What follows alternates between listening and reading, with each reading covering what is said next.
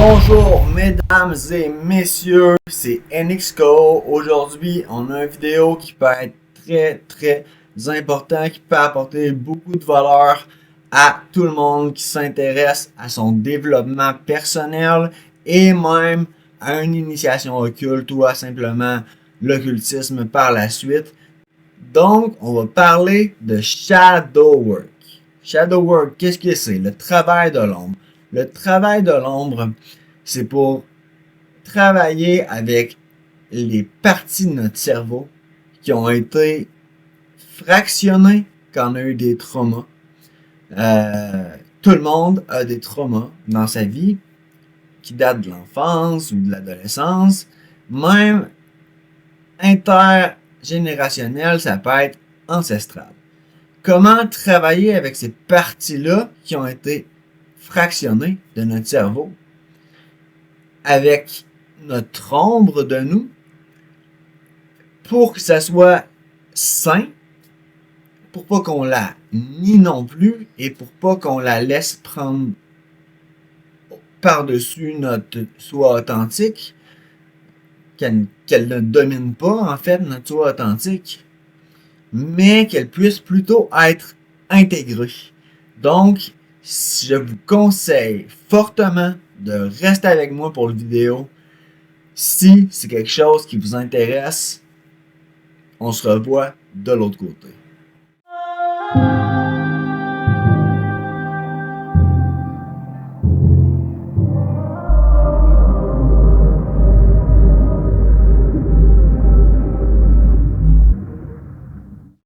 Donc, rebonjour, c'est encore NXCO. Ici, on va parler de quelque chose qui est très important. C'est le plus beau cadeau que vous pouvez faire à vous-même, le travail de l'ombre. Donc, bienvenue dans cette exploration intérieure. C'est un voyage vers l'inconnu de vous-même, vers votre subconscient. On va parler d'une pratique puissante, mais souvent incomprise, qui est, bien sûr, le travail de l'ombre. C'est quoi le shadow work? Le shadow work, c'est un petit peu une pratique qui est introspective, puis ça consiste à explorer les parties cachées ou refoulées de notre être ou de notre subconscient, parce que souvent c'est dans notre subconscient que les traumas ou que tous les trucs qu'on voudrait pas nécessairement s'admettre de nous, des trucs qui sont pas nécessairement super valorisantes, ce qu'on peut appeler nos démons intérieurs, se logent dans notre subconscient. Et c'est comme si dans notre subconscient, c'était un temple ou une maison avec plein de portes, ou certaines ouvertes, certaines barrées à clé. Et ces parties-là de notre ombre sont dans ces portes barrées à clé.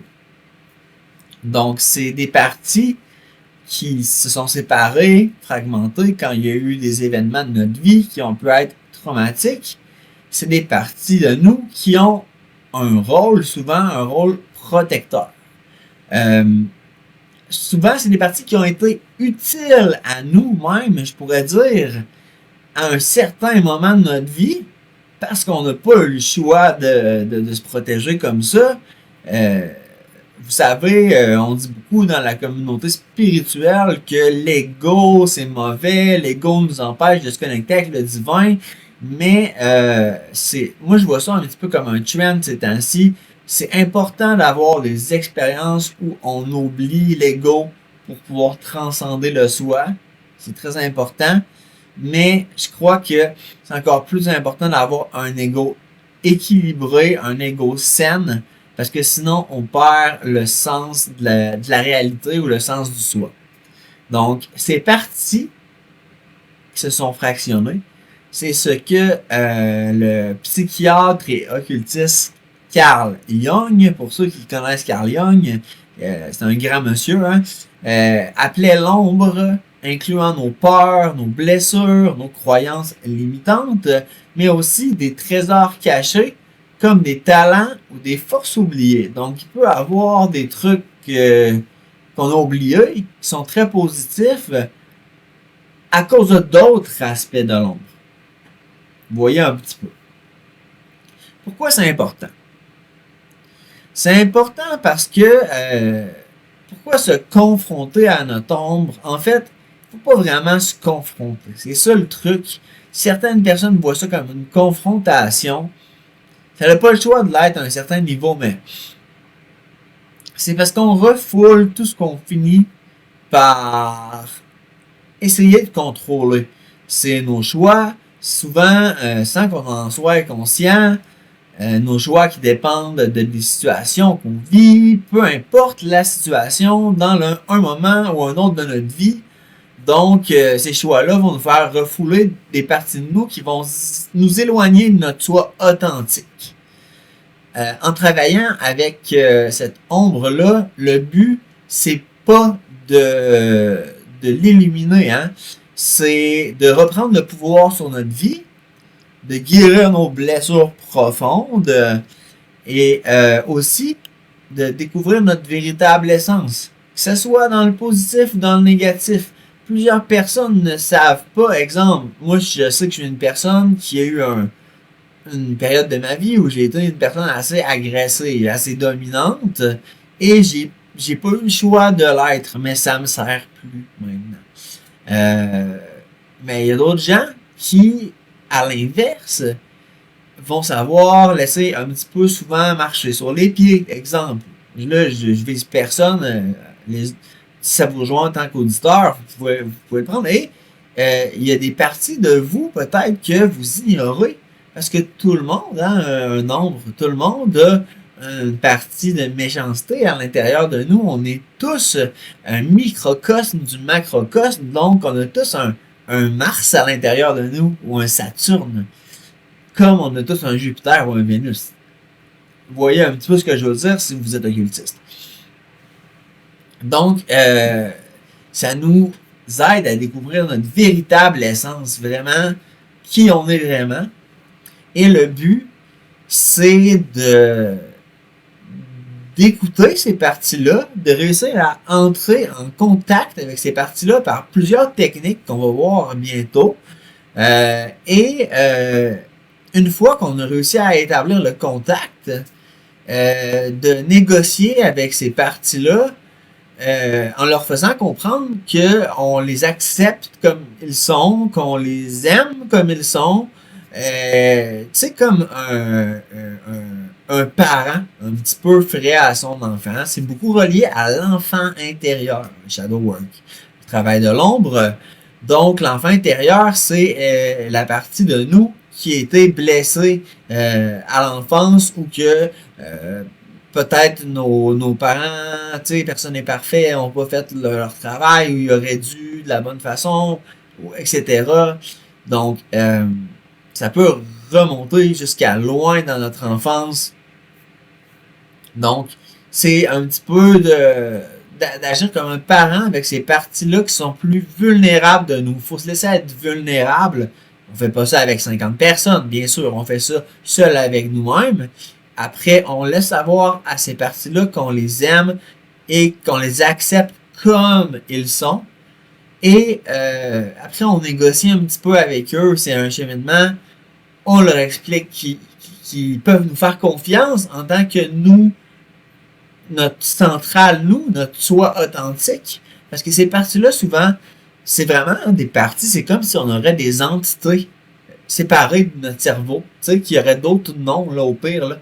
Vous pouvez les appeler, moi c'est Nico, tu sais, ben, mettons, j'ai Paul puis Georges dans mon cerveau, là. Georges, il est agressif, il est protecteur, là, puis Paul, ben, disons, Paul, lui, il se calisse de tout, tu sais, parce que il est tanné, il est tanné parce que la vie, c'est de la merde, fait qu'il s'en calisse, tu sais. Ben, Paul et puis Georges, ils ont des différentes façons de fonctionner. Donc, là, je dis Paul puis Georges, là, c'est un peu comique, mais, tu sais, il faut que ces parties-là apprennent où on peut négocier avec eux. Vraiment les voir comme des parties, ça peut être par la méditation, on va y arriver à tout ça. sache qu'ils peuvent faire confiance à nous, donc moi, mettons, à Nico, à mon moi central, mon moi authentique, pour gérer les problèmes ou gérer les raisons pour lesquelles eux ont été créés et fractionnés pour me protéger, dans le fond. Tu sais, donc, comment on fait ça? C'est un petit peu ça qui est plus complexe, hein? Donc, on peut faire ça par, premièrement, le tarot. Le tarot est un excellent outil, ou l'oracle, la divination. C'est un excellent outil pour apprendre à se connaître, autant que, bon, discuter avec des esprits, savoir un petit peu le futur, planifier nos rituels, magie ou d'occultisme, de développement de soi aussi, c'est un très bon outil pour ça. Mais c'est exactement un excellent outil pour le shadow work. Avec le tarot, on peut faire n'importe quoi. On peut même faire des sortilèges. On peut même... moi, j'ai un livre, un e-book, que je sais pas quand est-ce que je vais sortir, justement, mais ça s'appelle Les 6 Tarot Spread de Lilith. Donc, ça commence par confronter notre ombre, et le dernier est l'initiation occulte kabbalistique, si jamais on est intéressé, comment commencer, et ça passe par d'autres spreads de tarot qui nous poussent à s'identifier à des archétypes, ou même à créer un rituel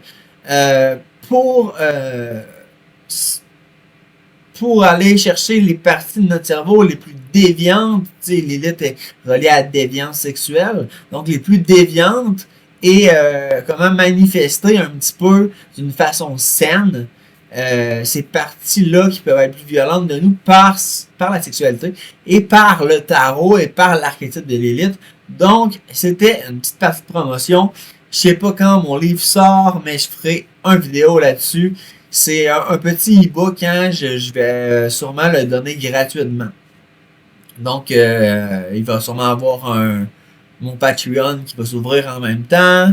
Je sais pas si je vais encore continuer, je suis encore dans la parenthèse en français parce que c'est beaucoup plus difficile qu'en anglais. Mais pour l'instant, je fais ce que je peux, et puis on continue en français. Donc, pour le travail de l'ombre, ça peut être par la divination. On peut également prendre un carnet, noter nos réactions émotionnelles fortes quand ils arrivent, quand on est en colère, quand on est triste, quand on ressent de la jalousie, et se demander pourquoi. Et à ce moment-là, dans votre carnet, vous pouvez écrire, bon, je me sens jaloux, etc. Et essayer de parler à la partie de vous. Disons, j'allais dire Jésus. Paul, ok? Paul, pourquoi t'es jaloux présentement? Parce que moi, je trouve ça con, tu sais. Mais pas dire ça comme ça, parce qu'il faut qu'il se sente aimé, cette entité-là, séparée un peu. Là.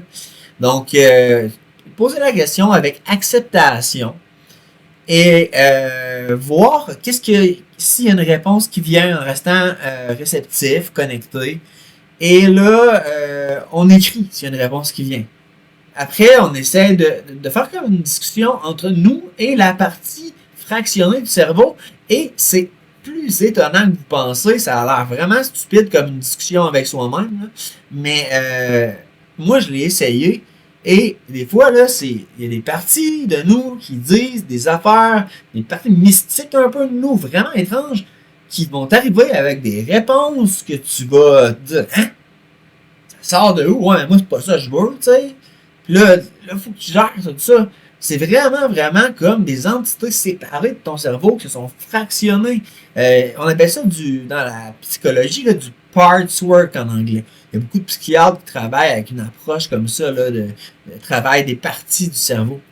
Sinon, on peut travailler avec les outils comme la méditation. Tout ça, ça fonctionne exactement. Ces outils-là peuvent révéler des vérités cachées et les talents cachés aussi. Et tu sais, en faisant de la contemplation. Il y en a que ça fonctionne mieux pour certaines personnes. Et la première, on peut travailler également avec des outils comme un pendule pour poser des questions, entrer en communication avec tout ça. Et je penserais peut-être une méditation par rapport au shadow work. Moi, les méditations m'ont quand même un petit peu aidé à m'introduire. Et donc, c'est ça, par rapport au shadow work, la dernière petite chose que je voulais vous montrer, qui est un outil que je trouve qui fonctionne très bien. Moi, j'ai des Black Mirror. Il y en a en obsidienne qui coûtent un petit peu cher. Vous voyez, sur mon hôtel ici, j'en ai un. Je vais l'enlever de son pied. C'est un miroir d'obsidienne. Donc, sinon, il y a des miroirs noirs qu'on appelle, qui sont utilisés dans les pratiques occultes depuis très longtemps pour aussi communiquer avec des esprits. J'ai ce genre de miroir noir-là que j'ai fait moi-même. C'est super, ça coûte rien à faire, ça prend un cadre, de la peinture noire et une petite vitre. Je pourrais faire un tutoriel comment faire les miroirs noirs si vous voulez. Et avec une lumière diminuée, une lumière de chandelle dans une chambre assez sur votre hôtel de préférence, avec peut-être 2 chandelles de chaque côté, pour seulement voir le reflet de votre soi intérieur dans vos yeux, vous vous fixez dans les yeux et vous essayez de discuter avec vos parties de vous. C'est une autre très bonne méthode. Donc, le but, au final, c'est pas de represser encore plus ces parties-là de vous, c'est de les faire ressortir parce qu'eux, ils agissent en arrière et ils vous empêchent d'être une personne authentique, intègre. Et quand on fait des pratiques occultes plus avancées, comme des invocations, des évocations, même des spells, plus on est loin de la vibration de notre soi authentique, moins on manifeste de façon efficace. Donc, c'est comme un travail un peu de raffinement du corps astral ou de l'âme qui est en plus, pour le développement personnel, c'est un des plus beaux cadeaux que vous pouvez vous faire de vous engager dans des pratiques comme ça. C'est un peu comme une thérapie personnelle et souvent, pour les gens qui sont réticents aux thérapies, comme moi je l'ai toujours été, c'est une très belle façon d'évoluer en tant qu'être humain. Donc, c'est un petit peu ça que le shadow work était. Je voulais vous faire une introduction sur le travail de l'ombre.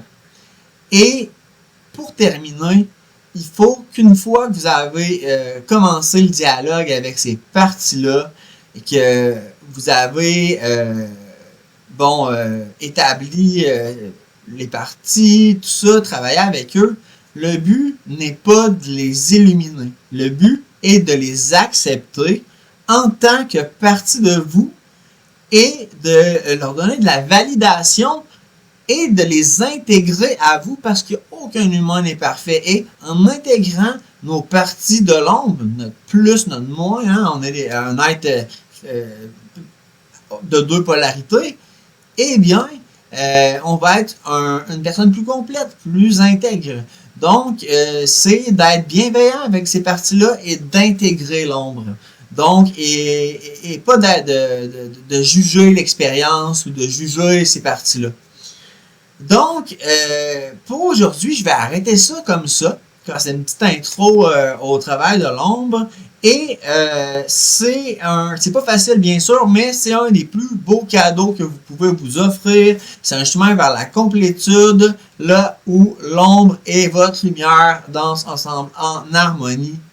Et je vous encourage, si vous avez aimé la vidéo, à le partager à quelqu'un qui en aurait grandement besoin. La petite flèche est en bas, ça prend 2 secondes. S'abonner également. On actionne la petite cloche, on s'abonne. Et un petit like, ça fait pas de tort à personne. Je répète, au Québec, c'est très difficile. C'est pas comme aux States où la communauté est grandissante et se soutient. Ici, c'est très difficile. Donc, soyons unis et aidons-nous. Et ensuite, je vais vous souhaiter une bonne soirée, qui que vous êtes, où que vous êtes. sur la planète. C'était NXKO. À la prochaine.